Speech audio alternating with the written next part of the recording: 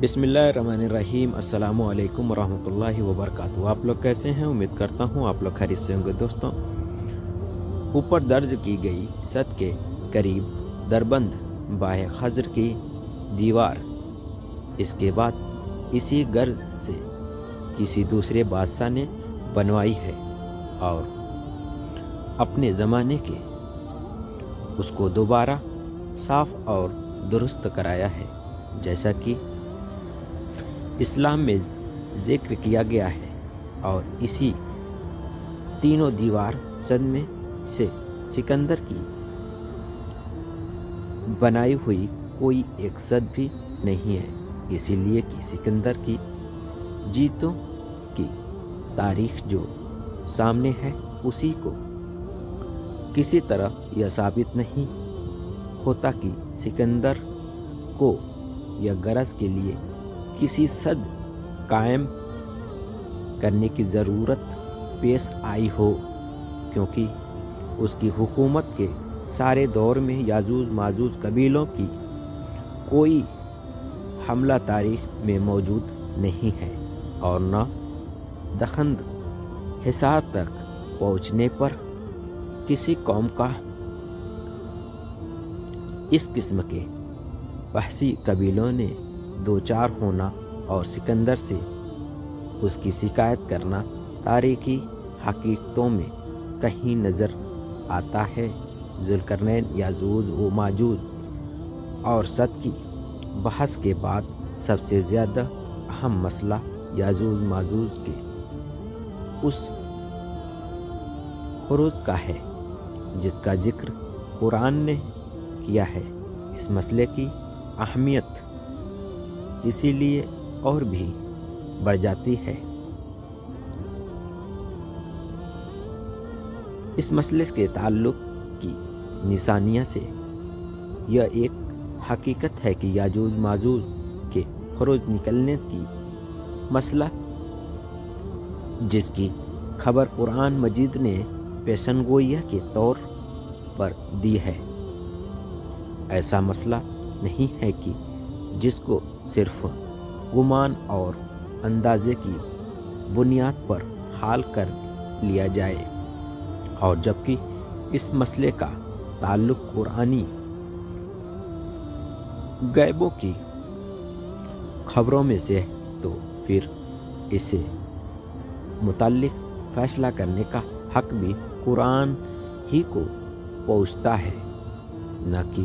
अंदाजे और गुमान को। कुरान ने इस वाक़ये को सूरह काफ और सूरह अंबिया में बयान किया है और इस मसले से मुताल्लिक जो कुछ भी उनका सिर्फ दो सूरतों में जिक्र किया गया है। सूरह काफ में इस वाक़ये का इस तरह जिक्र किया है, बस नई ताकत रखते हैं याजूज व माजूज इस सद पर चढ़ने की कोई और उसे सुराग करने की ताकत रखते हैं। जुल्करनैन ने कहा, यह मेरे परवरदिगार की रहमत और जब मेरे रब का वादा आएगा तो उसको गिरा कर रेजा रेजा कर देगा, और मेरे परवरदिगार की फरमाई हुई बात सच है। सूरह अंबिया में इस वाक़ये को इस तरह बयान किया गया है, यहाँ तक कि जब खोल दिए जाएंगे याजूज माजूज और ज़मीन की बुलंदियों से दौड़ते हुए उतर आएंगे और अल्लाह का सच्चा वादा करीब आ जाएगा, तो उस वक्त अचानक ऐसा होगा कि जिन लोगों ने कुल किया है उनकी आँखों खुली रह जाएगी और वे पुकार उठेंगे, हाय कमबख्ती हमारी, हम बेखबर रहें। इन दोनों जगहों पर कुरान ने एक तो यह बता दिया है कि जिस ज़माने में जुल्करनैन याजूज माजूज पर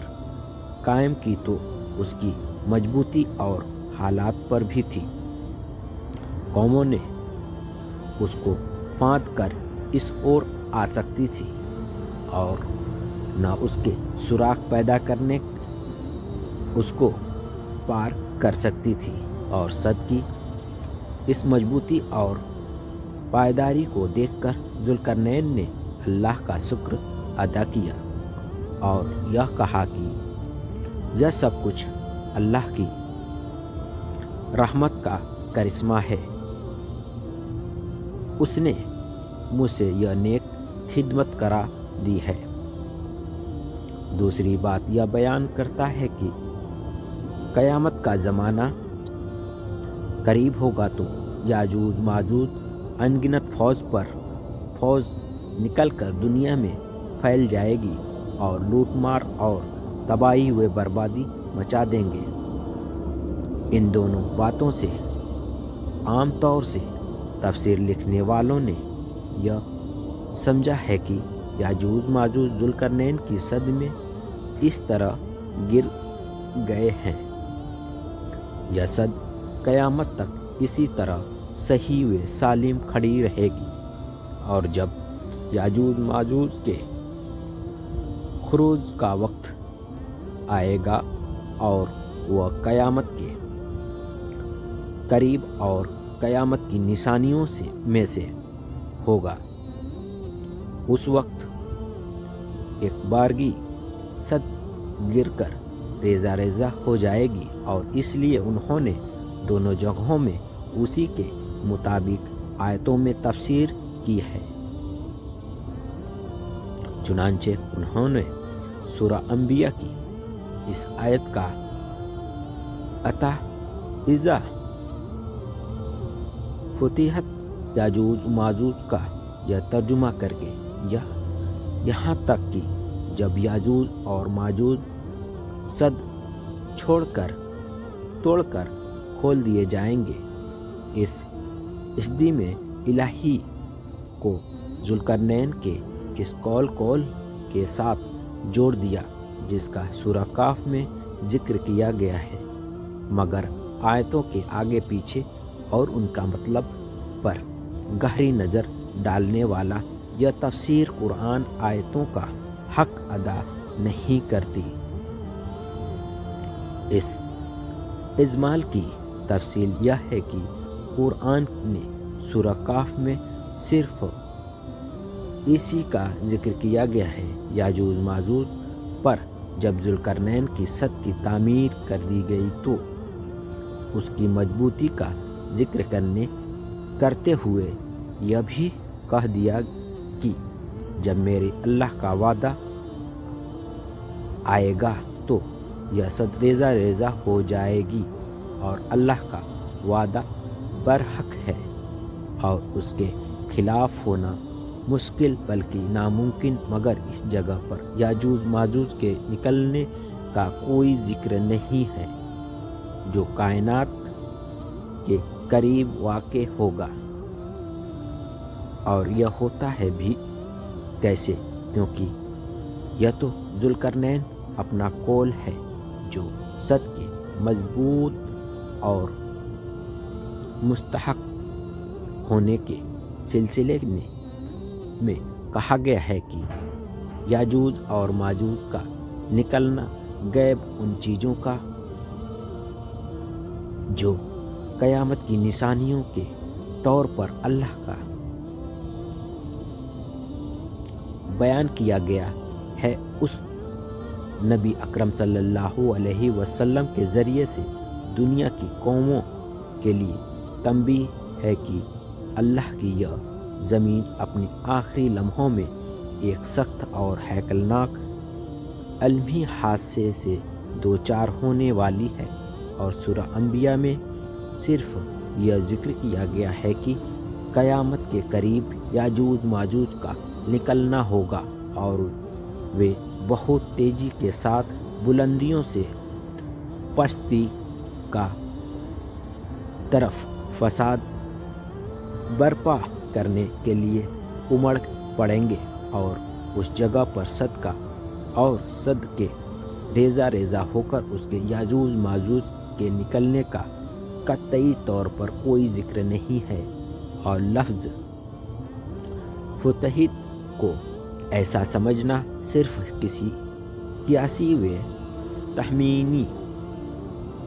جیسا کہ بہت جلد واضح ہوگا۔ پس سورہ کاف میں اور سورہ انبیاء دونوں اس واقعے سے متعلق آیتوں کا صاف اور سادہ مطلب یہ ہے کہ سورہ کاف میں تو پہلے اس واقعے کی تفصیل سنائی گئی ہے جن کے بارے میں یہودیوں نے نبی اکرم صلی اللہ علیہ وسلم سے سیدھے یہ خود یا مشرکوں کے واسطے سے سوال کیا تھا کہ ذوالقرنین کی شخصیت سے متعلق اگر کوئی علم رکھتے ہو تو ان کو ظاہر کرو۔ قرآن یعنی الہی نے ان کو بتایا کہ ذوالقرنین نے نیک اور صالح بادشاہ تھا، ان کے ذکر کا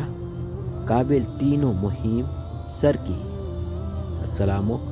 علیکم ورحمۃ اللہ وبرکاتہ۔ پلیز ویڈیو سبسکرائب اور لائک شیئر ضرور کریں پلیز۔ السلام علیکم ورحمۃ اللہ وبرکاتہ۔